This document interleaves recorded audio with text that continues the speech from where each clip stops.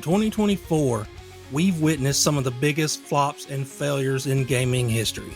Destruction of IPs and long-running studios, and some complete financial disasters. Let's start off with a game that was hyped as one of the year's best before release. Star Wars Outlaws. It was heavily pushed by the mainstream gaming media, but gamers did not fall for it. From the start, the character model looked nothing like her face model, and she came across as a Han Solo knockoff. Then they decided to lock missions that included Jabba the Hutt behind a huge paywall. Gamers saw the writing on the wall early on, even before it was launched, which wasn't hard because it is a Disney Star Wars property.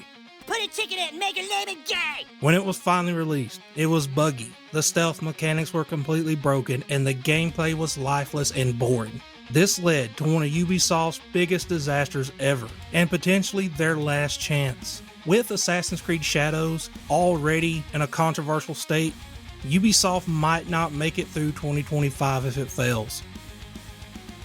Next up in the garbage bin is Dustborn, a game funded by the Norwegian government. This so-called game makes movie games look like masterpieces. The writing is terrible, the concept is worse, and the music will make you long for the days of terrible children's TV shows. It's rare to see a failure on every level like this. Most games have at least one redeeming quality, but not Dustborn. It's more of a nightmare than the streets of Silent Hill.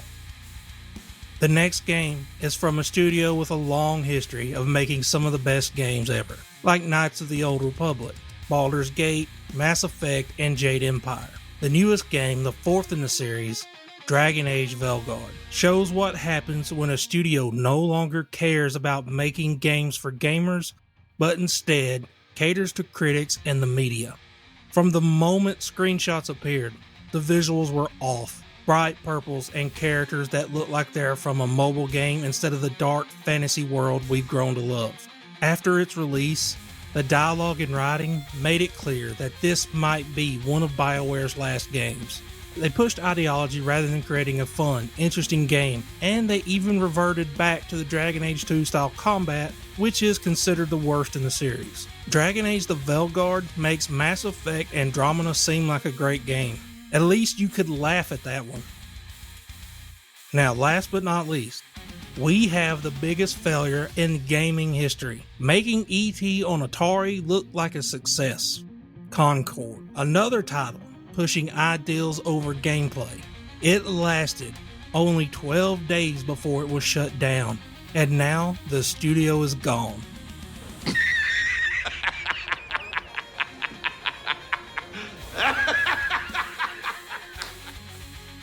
Costing Sony well over $400 million, this is the biggest financial disaster of the year by a mile.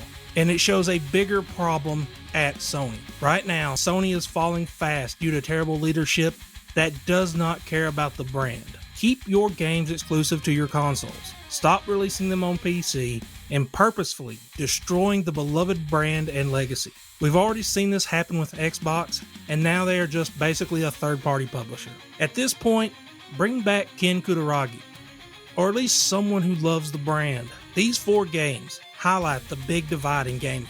We want games that capture the spirit of adventure and the journey to see what lies beyond the horizon. Something that takes us away from the ever-growing political world creeping into every inch of media. Whether it's fighting off alien masses, traveling to mystical lands, or wielding fire and lightning from our fingertips, we just want good games, not political commentary disguised as entertainment. There were a lot more disasters this year, but these represent the worst. Let's hope for a better 2025, and that we get games made for those who play them. Thanks for watching, and would you kindly leave a like and subscribe, and I will talk to y'all later.